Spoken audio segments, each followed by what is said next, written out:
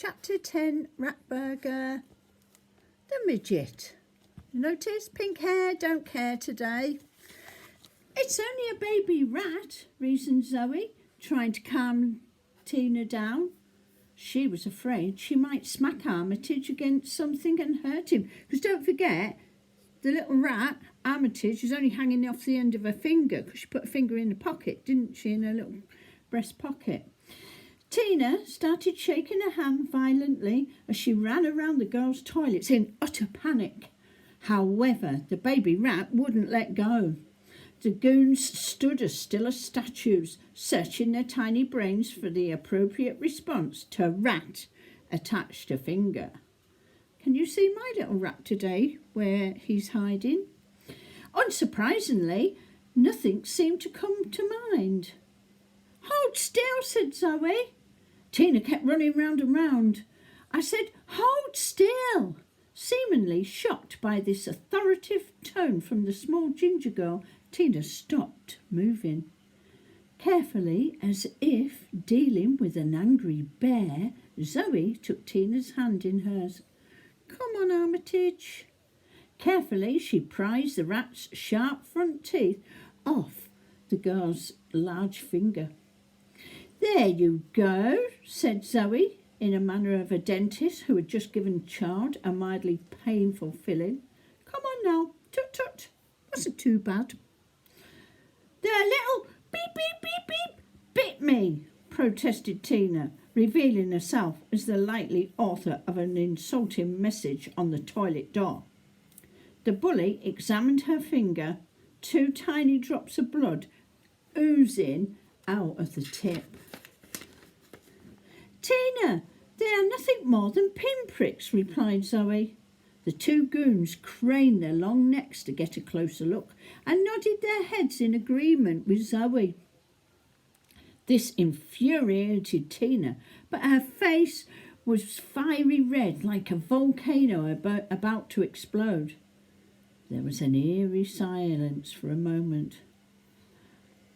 "I am about to die," thought Zoe. "She is actually going to kill me." Then the bell rang for the end of break.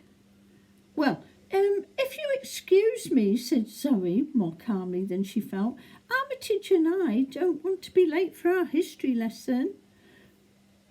Why is it called that?" grunted one goon. It's a long story," said Zoe, who wasn't about to tell him she named it after the toilet. "Another time, perhaps. Goodbye." The 3 bullies were too shocked to stop her. Cupping her little friend in her hand, she strolled out of the toilets, just clear the door. She realised she wasn't actually breathing and that she could probably start again. Then she gave Armitage a little kiss on his head. "You are my guardian angel," she whispered before placing him carefully back into her breast pocket. Zoe suddenly realised Tina and a gang might be following her, so without looking back she quickened her pace.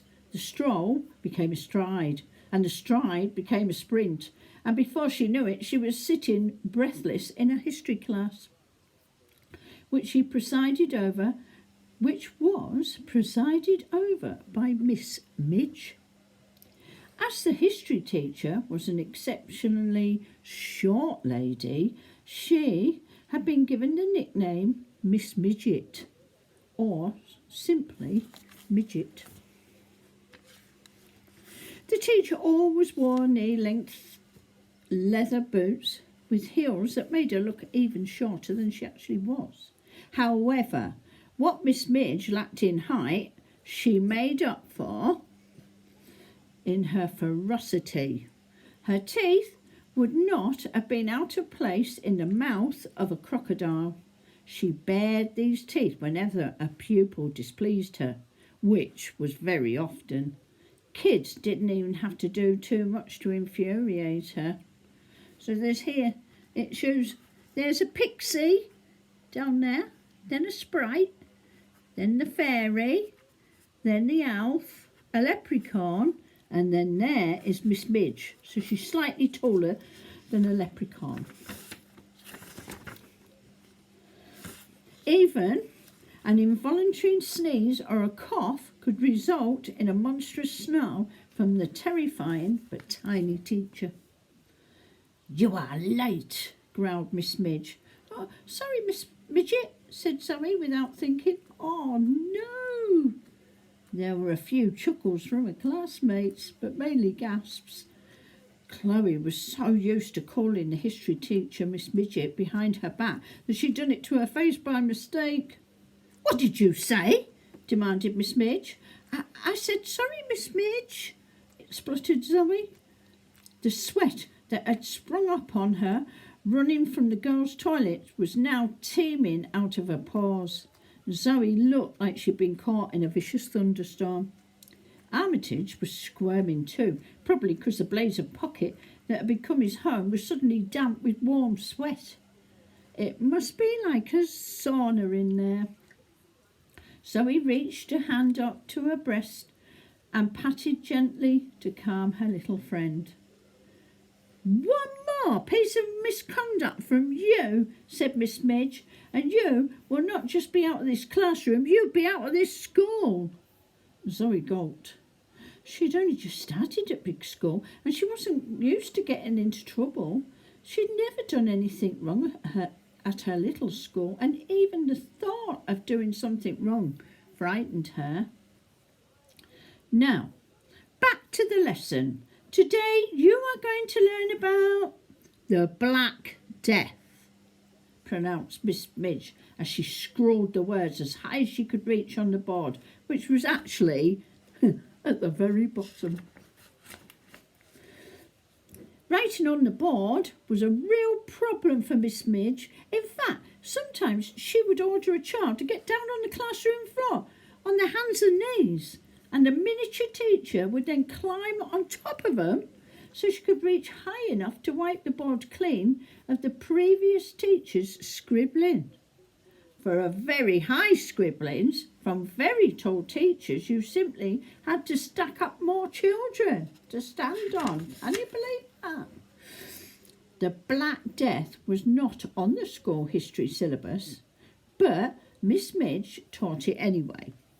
Legend had it that one year all of her class failed their exam because instead of teaching them about Queen Victoria, she spent a whole year relishing the gruesome details of the medieval torture of being hanged, drawn and quartered. Miss Midge would refuse to teach anything but the most grisly passages of history. Beheadings, floggings, burning at the stake, and the teacher would grin and bare her crocodile teeth at the mention of anything cruel and brutal and barbaric. In fact, this term, Miss Midge had been going on non-stop about the Black Death. It was her absolute obsession. Unsurprisingly, really, as this was one of the darkest periods in human history.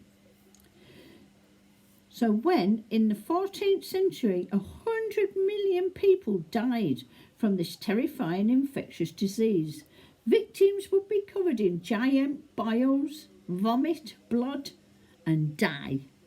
The cause they had learned in the previous lesson was nothing more than a flea bite. Biles the size of apples, imagine that. Vomiting until all that was left to sick up was your own blood. They couldn't dig the graves fast enough. Wonderful stuff. The children stared at Miss Midge, open-mouthed with terror. At that moment, the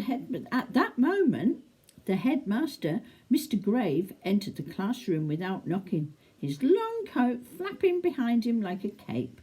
The naughty kids at the back of the class, who'd been texting throughout the lesson, quickly hid their mobile phones under the desk. "Ah, Miss Grave, what do I owe the pleasure?" said Miss Midge, smiling. "Is it about the talent show?" Zoe had long been suspecting that Miss Midge had a soft spot for the headmaster. Only that morning, Zoe had passed a poster in the corridor for the end-of-term talent show that Miss Midge was putting on. The poster, of course, placed very low down on the wall, really at knee height for most pupils. It seemed very out of character for Miss Midge to organise something so fun, and so he wondered if she'd only done it to impress the headmaster. It was well known that Mr. Grave, despite his scary vampire appearance, was a great lover of school plays and the like. "Good morning, Miss Midget. Miss Midge." Even Mr. Grave couldn't stop himself. The history teacher's smile dropped. "I am afraid it isn't about the talent show, though I am very grateful to you for putting it on." Miss Midge beamed again. "No," boomed Mr. Grave. "It's something much more serious, I'm afraid." Miss Midge's smile dropped once more. "You see," said the headmaster, "the caretaker has found drop-ins in the girls' toilets." Ooh, so are they going to find out that she's bringing little Armitage into school or not? Can't wait till tomorrow. Bye.